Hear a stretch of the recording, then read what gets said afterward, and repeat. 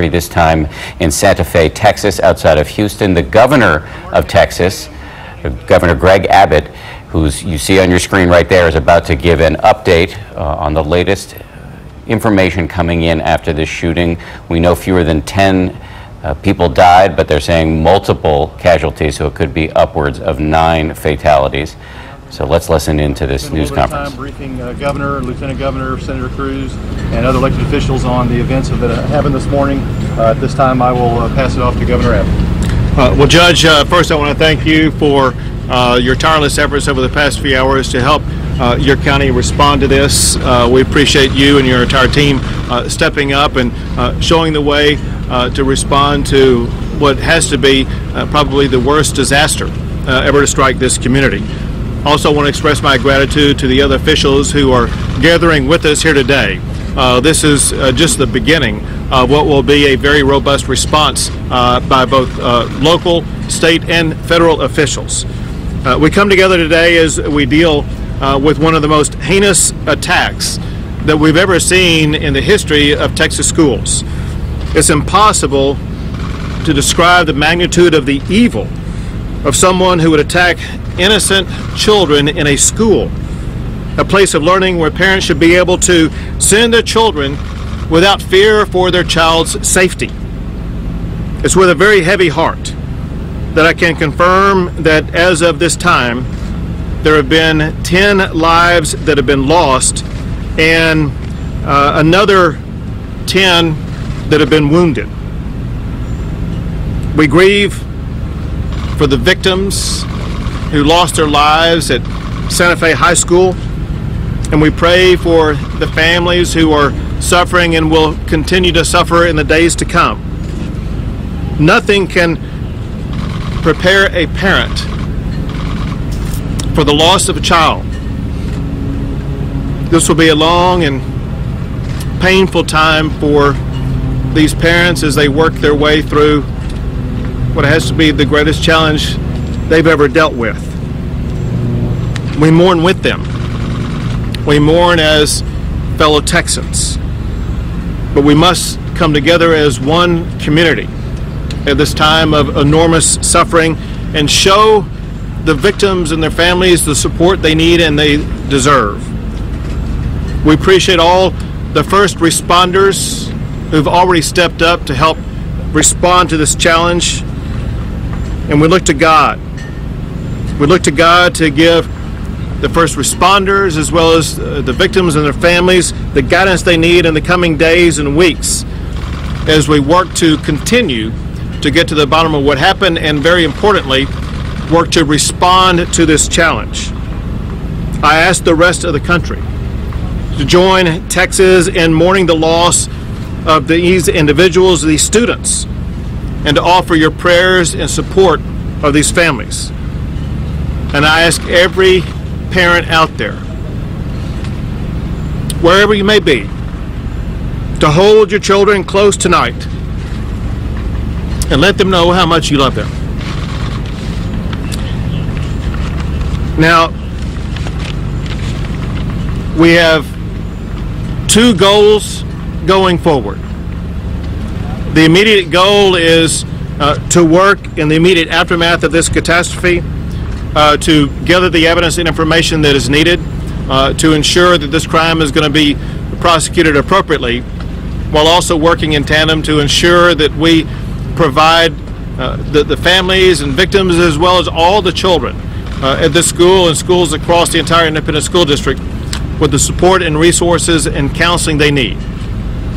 Second, we need to do more than just pray for the victims and their families.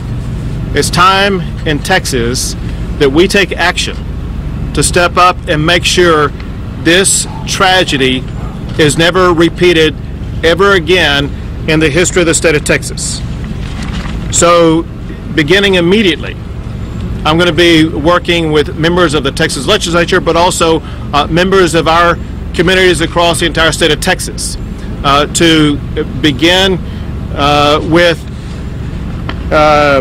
roundtable discussions beginning next week, where we will assemble all stakeholders to begin to work immediately on swift solutions to prevent tragedies like this from ever happening again. We want to hear from parents, we want to hear from students, we want to hear from educators, we want to hear from concerned citizens, we want to hear from those who hold the Second Amendment right in high esteem. We want to hear from everybody who has an interest in what has happened today, so we can work together on putting together laws that will protect Second Amendment rights, but at the same time ensure that our communities and especially our schools are safer places. These include things like speeding background checks. They also include strategies to keep guns out of the hands of those who pose an immediate danger to others.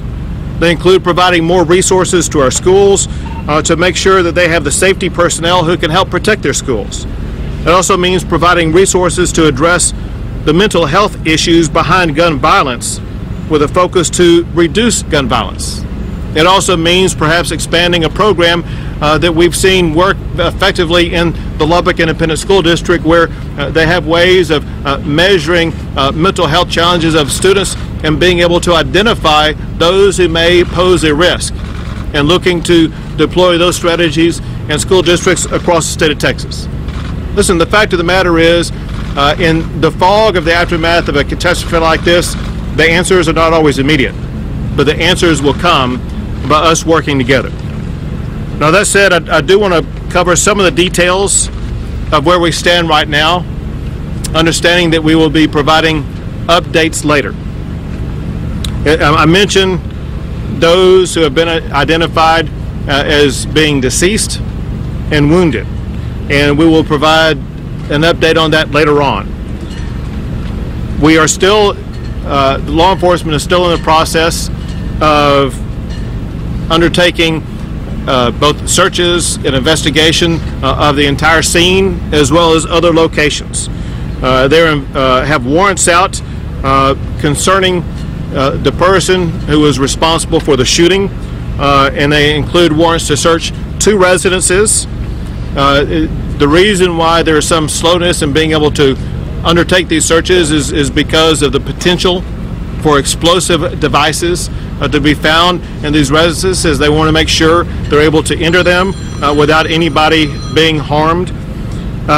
One reason why there is concern about explosive devices is that various different kinds of explosive devices have already been detected.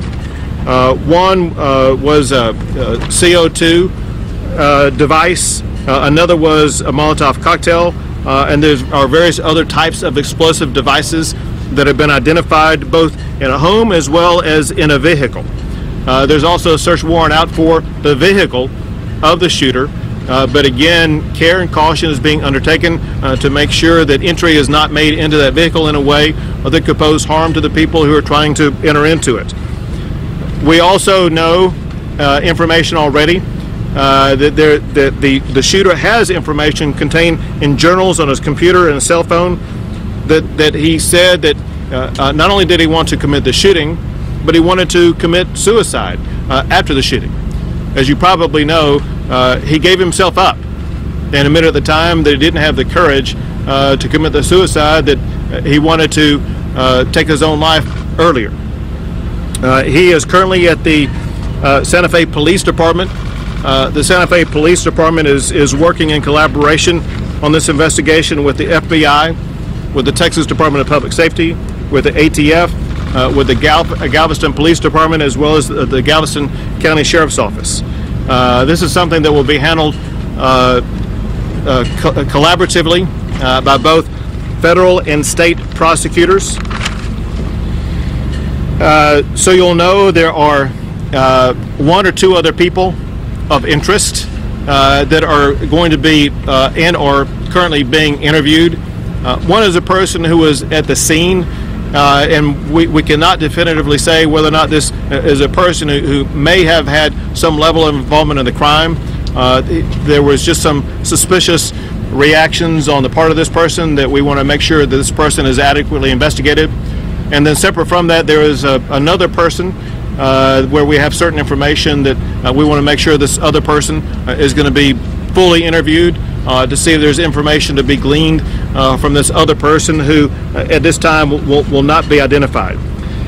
As you probably have heard, the weapons used in this attack, there are two weapons. One was a shotgun and the other is a .38 revolver. Neither of these weapons were owned or legally possessed by the shooter. It's my information that both of these weapons were obtained by the shooter from his father. It's my information at this time that the father legally owned these weapons. I have no information at this time whether or not the father was aware that his son had taken these weapons from the father. I do want to thank all of the multitude of law enforcement agencies that have been involved in this process.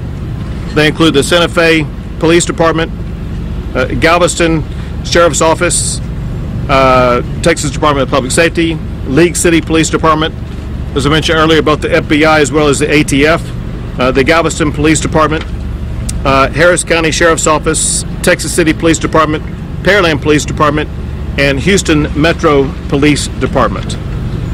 And two things we're working on as we speak. One is to make sure that parents are going to be notified as swiftly as possible. One thing that depends upon is how swiftly the crime scene is going to be able to be dealt with the concern being that for the potential of explosive devices on the crime scene. I think that's something that can be worked out here in a very short period of time. Second, very importantly, is the necessity of providing counseling to everybody involved. Certainly counseling for the families, for any living victim, but for all of the students at the school, and I would say any student in the entire independent school district. I know that resources are being provided by the county for that. They are also being provided by the state, and we will have whatever amount of counselors the school district needs.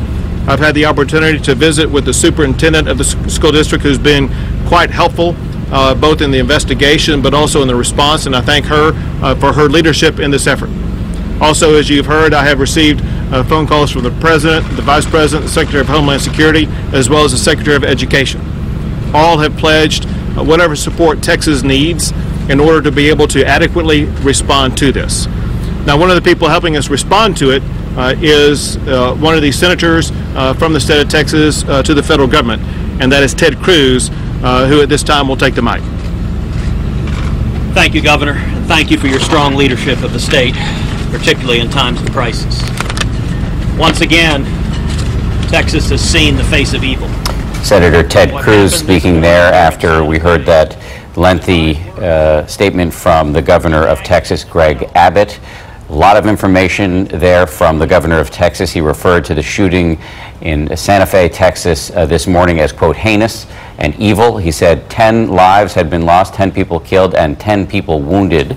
Right now, he indicated, police are searching the home of the suspect. He says they're moving slowly because they're worried that there may be explosive devices on that scene. Apparently, officers are searching many scenes throughout the Santa Fe area. all of them slowly, again because of the concern about explosive devices. The governor said they've already found several explosive devices, including a Molotov cocktail and a CO2 device. He says the suspect, who he has not named, had information both in his journals and on his cell phone saying he planned on carrying out this attack and subsequently killing himself. However, ultimately the suspect turned himself in, according to the governor, saying he did not have the courage to follow through on his intention to take his own life. Right now, the governor says the police are interviewing two people of interest, one person who behaved suspiciously at the scene, they say, and another who may have information. At this point, we don't know, according to the governor, whether this was a lone gunman or whether he had assistance, but they're talking to two people of interest. One final set of details from the governor about today's mass shooting, that it was carried out using a shotgun and a .38 revolver, both of which were taken from the suspect's father, who owned them legally. With us here on the set is Chief Bob Boyce, who's formerly with the New York City Police Department. Chief, as you listen to the governor share all of that information about this shooting, what stuck out to you? The fact that he acquired the guns from his father. They were in the home. And you look at the shotgun and the .38. Nothing too substantial about those guns, but he had access to them when he bought them. What I thought was very relevant was the fact that the suicide intention on the perpetrator, that means they got information from him. They spoke with him. He's speaking with them. Right now, the active shooter protocol he did not go into, so I'm a little concerned about that. Is that what happened? You know, how quickly was the officer there? The school officer. The school officer, correct. And could this have gotten much worse? Was there any ammunition on him at the time that he could have shot other people?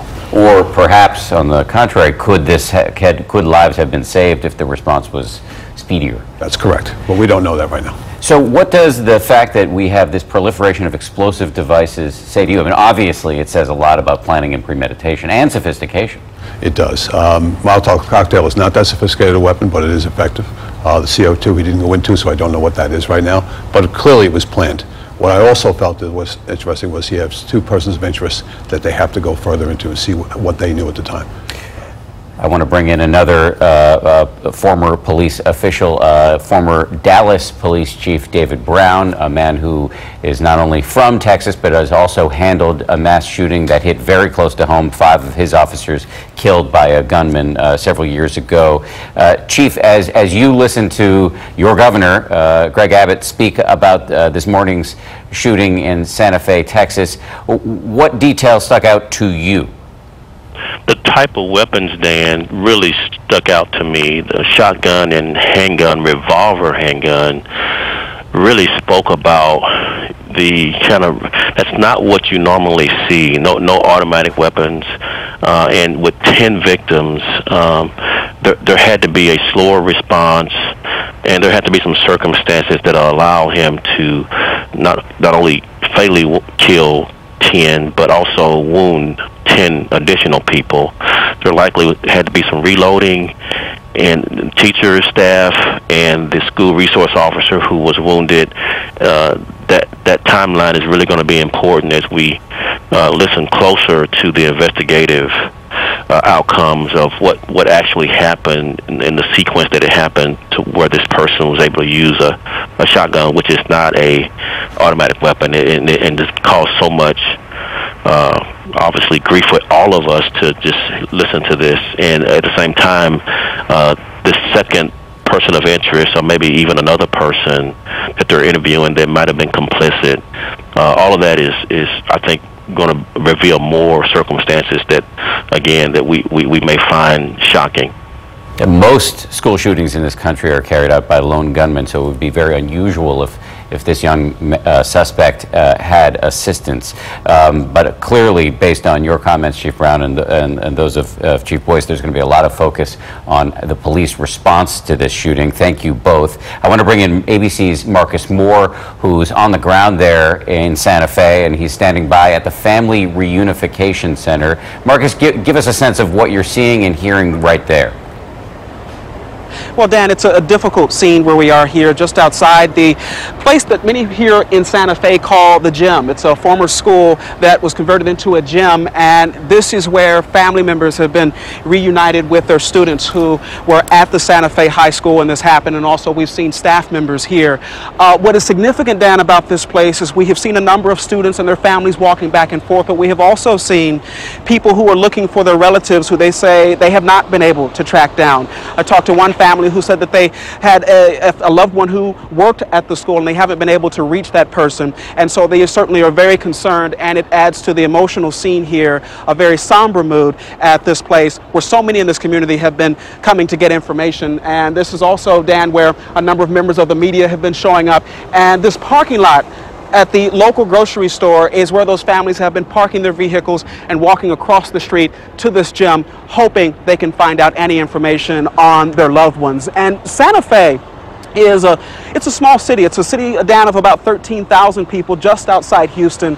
And the Santa Fe High School, where this shooting happened about a mile from where I'm standing now, only has an enrollment of about 1,400 students. So by Texas standard, it's a relatively small high school, and certainly, as I'm sure you're well aware, high schools and communities like this are a part of the central fabric of this place. So when something like this happens here, it hits this community extremely hard, and we've already spoken to a number of students, Dan, who one gentleman told me that he wasn't even at school today, and around 7:30 this morning he got a message from a friend of his who described utter chaos and terror inside that school when this shooting happened.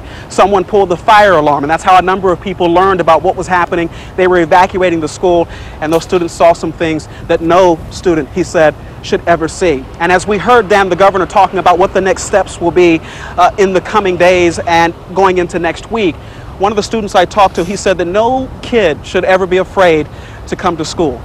And we ended the interview that way, Dan.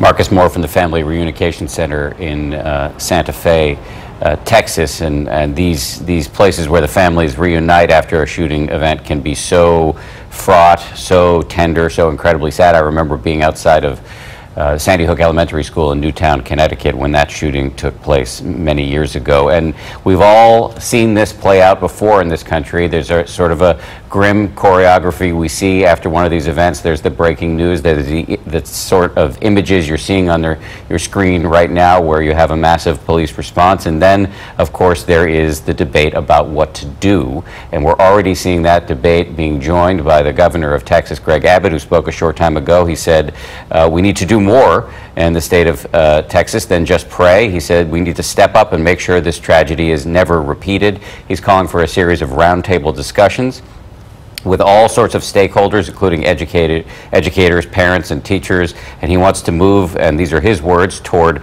swift solutions. So let's talk about the policy and political implications of yet another school shooting in America with ABC News White House correspondent Cecilia Vega, who's standing by at the White House right now. Cecilia, after the shooting in Parkland, Florida, and by the way, this is the fifth fatal school shooting in America since Parkland.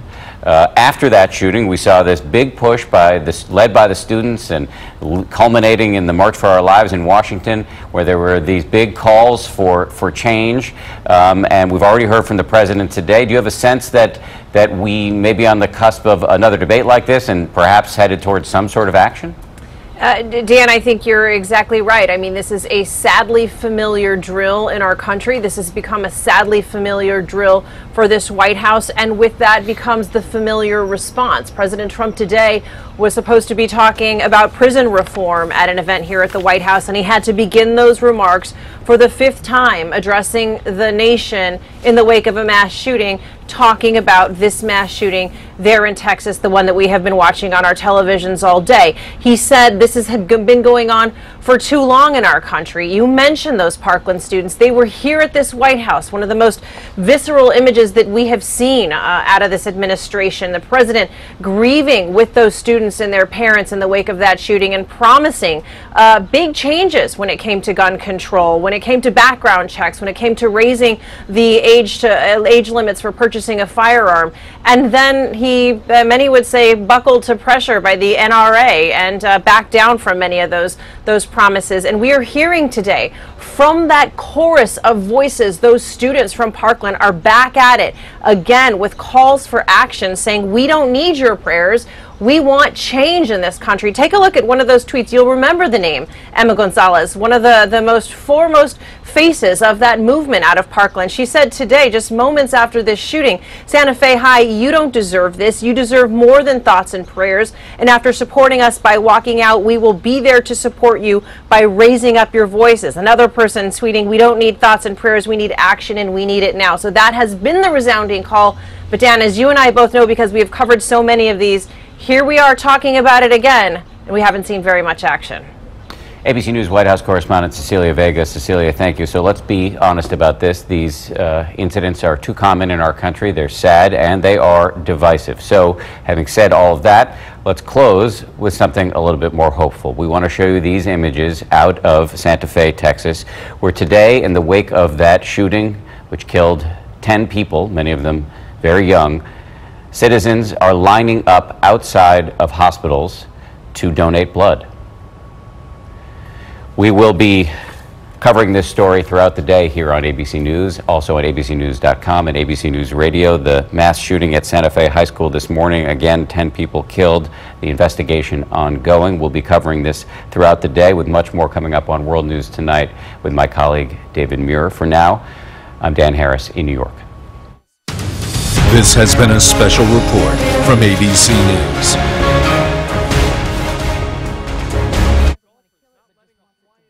We'll join our programming